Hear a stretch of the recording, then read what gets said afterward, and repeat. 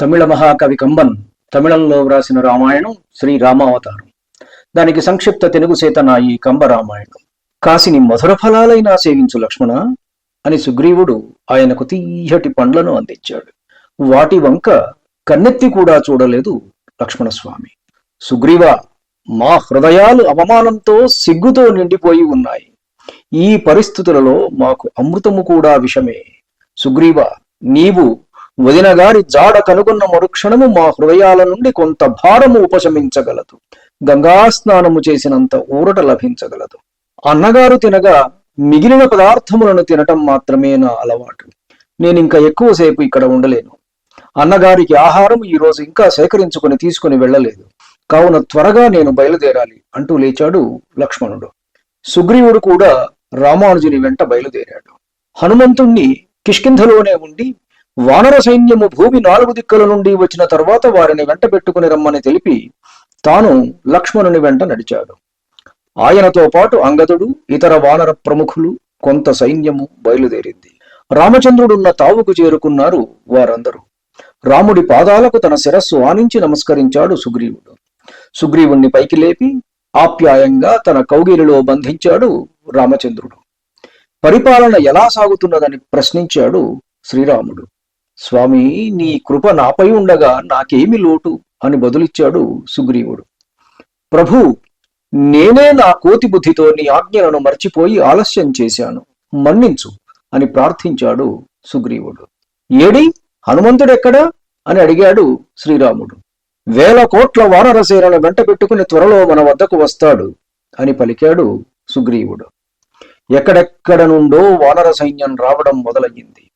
ధ్వజములు, పతాకములు, భేరీ నినాదములతో కోలాహలంగా మారింది కిష్కింధ. అంగదా, చీకటి పడుతున్నది, నీవు సుగ్రీవుని వెంట వెళ్ళు. రేపు ఉదయమే మరల కలుద్దాం అని రాముడు పలుకగా ఆయన పలుకులే ఆదేశంగా స్వీకరించి సుగ్రీవ అంగదులు తమ తావుకు మరలినారు. తూర్పు ఇంకా విచ్చుకొనలేదు. భానుడి రాకకు మరికొంత సమయమున్నది. అప్పుడే కలకలం మొదలయింది. ఎక్కడెక్కడి నుండో వానరుల రాక ప్రారంభమయ్యింది. సుగ్రీవుడు అంగదుని వెంట పెట్టుకుని రామచంద్రుడి సముఖానికి విచ్చేశాడు. సహస్రాధిక గజబలమున్న వానరుడు శతవలి తన 1,000 కోట్ల సైన్యంతో అప్పుడే వచ్చాడు. ఇంకొక వానర యోధుడు సుషేణుడు పర్వతాలను ఎత్తి విసిరికొట్టి చూర్ణం చేయగల కోట్ల వానర యోధులతో అక్కడికి చేరుకున్నాడు. సుగ్రీవుడి భార్య రుమ, ఆమె తండ్రి సమీకరించుకొని తెచ్చిన సైన్యానికి అంతే లేదు. మేరు పర్వతమంత ఎత్తున్న మహాయోధులతో కూడిన అసంఖ్యాకమైన వానర యోధులు హనుమంతుడి తండ్రి అయిన కేసరి వెంట వచ్చారు. శ్రీ మహావిష్ణువు అవతారమైన ఆదివరాహమంత ఉన్న ఇంకొక యోధుడు ధూమ్రుడు బహుకోలాహలంగా ఉన్న తన సైన్యంతో అక్కడ కాలు మోపాడు. గవయుడు, పనసుడు లెక్కలేనంత మంది వానర వీరులను తమతో తీసుకువచ్చారు. కుముదుడు, మైందుడు, వివిధుడు, జాంబవంతుడు తమ తమ యోధులతో ఆ పర్వతాలను నింపివేశారు. అప్పుడు అక్కడ నువ్వు గింజంత స్థలము కూడా ఖాళీగా మిగలలేదు. వినతుడు, శరభుడు, కుంభుడు ఎందరో వీరులు కథనోత్సాహంతో అక్కడ చేరారు. ఇందరికీ మార్గదర్శనము చేసిన వాడు హనుమంతుడు. వచ్చిన ప్రతి నాయకుడు సుగ్రీవునకు సాష్టాంగ నమస్కారము చేసి ఆయన ఆజ్ఞ కోసం ఎదురు చూడసాగారు.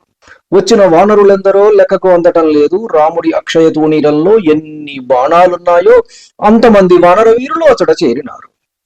వారంతా సప్త సముద్రాల్లో ఒక్కసారి చేరితే అవి ఎండిపోగలవు. వారంతా భూమికి ఒకవైపు చేరితే ఆ బరువుకు భూమి వంగిపోయి తన గతి తప్పగలదు. ఈ వానరులందరూ ఒకేసారి కన్నెర్ర చేస్తే సూర్యుడే మాడి మసి అయిపోగలడు.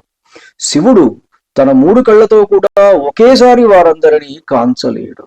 సుగ్రీవుడు ఆజ్ఞాపించడమే ఆలస్యం. వారంతా దిక్కులను పెళ్లగించడానికి సిద్ధంగా అక్కడ చేరి ఉన్నారు. ధన్యుణ్ణి. నమస్కారం. మీ ఊటుకూరు జానకి రామారావు.